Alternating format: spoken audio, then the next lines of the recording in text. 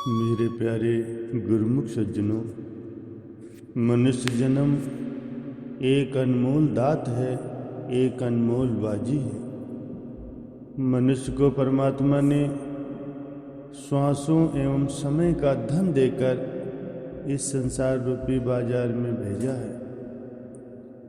यदि वह इस धन से सत्य वस्तु की खरीद करके बाजी जीत लेगा तो सदा सर्वदा के लिए सुख के धाम में जा समाएगा। यदि इस बाजी को हार गया, यानी समय और श्वासों के बदले झूठी दुनिया के झूठे सामानों को खरीदेगा, उसमें दिल अटकाएगा, तो फिर दुख चिंता में रहकर पुनः 84 के चक्र में फंस जाएगा। इसकी दीन दशा देखकर संत महापुरुष बार बार चिताते और समझाते हैं कि सूरत रूपी स्त्री संसार रूपी मायावी घर में आई हुई है। उसे परलोक अथवा ससुराल में जाना है और परम पिता परमात्मा यानी कि पति से मिलना है। इसके लिए शुरू से ही पति परमात्मा को रिझाने का सामान एकत्र करना है, अर्थात समय और श्वासों को भक्ति धन संचित करने में लगाना होगा। तभी बूंद बूंद से तालाब भरेगा, अर्थात ये भंडार में जमा होता जाएगा। जब ये देश छोड़कर परलोक जाएगी तो फिर प्रभु परमात्मा संचित पूंजी को देखकर खुश हो जाएंगे और उनकी प्रसन्नता प्राप्त होगी। संसार माया की रचना में फंसकर जीव ने भक्ति का धन इकट्ठा नहीं किया। जो श्वासों की पूंजी साथ लाया था या परमात्मा ने कृपा करके इसे प्रदान की थी, उसे भी लुटा दिया। तो फिर जीवन की बाजी हार जाएगा। जिसने जीवन की बाजी हारी, उसको फिर बड़ा दुख, बड़ी शर्मिंदगी उठानी पड़ी। खाली हाथ शर्मिंदा जाना पड़ेगा। न माया मिलेगी न राम मिलेंगे।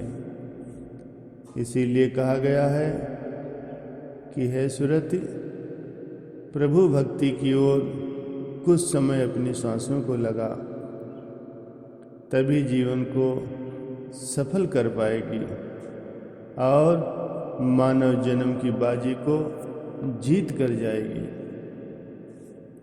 समय और सांसों की पूंजी किस प्रकार से उपयोग में लानी है और कैसे इससे भक्ति धन कमाना है, इसकी भी युक्ति सीखनी होगी।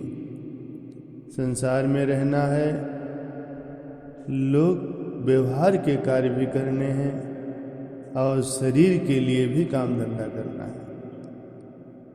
युक्ति ज्ञात होगी तो मुक्ति मिल जाएगी, अर्थात सुखपूर्वक जीवन व्यतीत होगा। वह युक्ति संत महापुरुषों की चरण शरण में, उनकी संगत में मिलती है। संत सद्गुरु जीव की सूरत को प्रभु भक्ति की ओर लगाने के लिए नाम का दान देते हैं और उपदेश देते हैं कि सूरत की तार को नाम के मनकों में पिरा दो।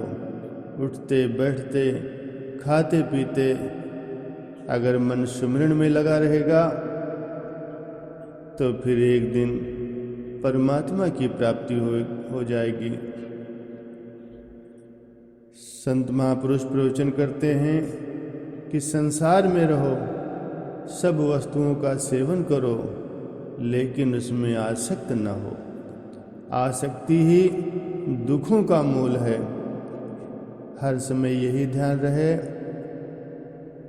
कि एक दिन इस संसार को छोड़कर जाना पड़ेगा। ये देश अपना नहीं है, ये बेगाना है। राही बनकर यहाँ आए हैं और 4 दिन ठहर कर फिर चले जाना है। शरीर निर्वाह के लिए जैसे प्रातः काम धंधे के लिए घर से निकलते हो तो घर का मुंह त्याग कर जाना होता है। उस समय एक ही लगन होती है कि शीघ्र ही अपने काम पर पहुंचूं, ताकि दिन भर में ज़्यादा से ज़्यादा धन कमा लूं। शाम होने पर लाभ का काम हुआ तो मन प्रसन्न होता है और लगन लगी होती है कि अब घर पहुंच जाऊं। यदि कभी हानि हो जाए तो मन खिन्न होता है, लेकिन घर में पहुंचना तो आवश्यक है। इसी प्रकार यदि नौकरी अथवा व्यापार के लिए विदेश में जाना पड़े तो सूरत अपने देश में घर की ओर लगी रहती है और लाभ कमाने, धन को संचित करने में लगी रहती है। उस देश में यथा योग शारीरिक निर्वाह पर वे करते हुए मन में यही ख्याल लगा रहता है कि कहीं व्यापार में हानि न हो जाए। घर लौटूं तो अत्यधिक लाभ कमा कर लौटूं और प्रसन्नतापूर्वक अपना जीवन बिताऊं। ये हुआ सांसारिक लोक व्यवहार। महापुरुष जीवों पर करुणा बरसाते हुए फरमाते हैं कि ये जीव तो भी एक व्यापारी बनकर उस परम पिता परमात्मा के घर से इस संसार में आया है। ये तेरा अपना घर नहीं है, तू यहाँ परदेश में रह रहा है। तुझे अपने घर एक दिन जाना होगा, उसे याद रख। उस घर में पहुँचने के लिए अपनी सूरत को बेगाने देश में मत अटका। वो धन कमा ले, वो धन अर्जित कर ले जो तेरे साथ जा सके। और वो धन कौन सा है? संत महापुरुषों की सुसंगत में सेवा सुमरन की कमाई। ये कमाई अगर तेरे साथ होगी तो दरगाह में तेरा मुख उज्जवल होगा। यदि ये काम नहीं किया तो फिर बाद में पछताना पड़ेगा। परम संत श्री कबीर साहब जी उपदेश देते हुए कथन करते हैं, करो रे मन वादिन की तदबीर, करो रे मन वादिन की तदबीर।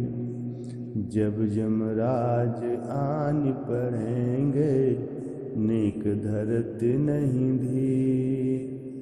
मुगरिन मार के प्राण निकासत, नैनन भर आयो नीर हो। करो मन वादिन की तदबीर। भवसागर एक अगम पंथ है, भवसागर एक अगम पंथ है। नदिया बहत गंभीर, नावन बेड़ा लोग घनेरा, नावन बेड़ा लोग घनेरा। खेवत हैं बेपीर, करो रे मन वादिन की तदबीर। घर तिरिया अर्धंगी बैठी, घर तिरिया अर्धंगी बैठी। मातु पिता सुतवीर, माल मुलक की कौन चलावे, माल मुलक की कौन चलावे। संगन जात शरीर, करो रे मन वादिन की तदबीर। लय के बोरत नरक कुंड में, लय के बोरत नरक कुंड में व्याकुल होत शरीर। कहत कबीर नर अब से चेतो, कहत कबीर नर अब से चेतो, माफ होय तकसीर करो रे मन वादिन की तदबीर। महापुरुष समझाते हैं कि उस दिन के लिए उपाय करो, साधन करो जिस दिन यमराज डंडे से मार पीट कर तेरे प्राण निकालेगा और पीड़ा से दोनों नैनों में पानी भराएगा। ये भवसागर अति गंभीर है, जिसमें नाव अथवा केवट से तुम्हारा कोई परिचय नहीं। घर में भाई बहन, स्त्री, माता पिता, धन संपत्ति सब हैं, ये तेरे साथ नहीं जा सकते।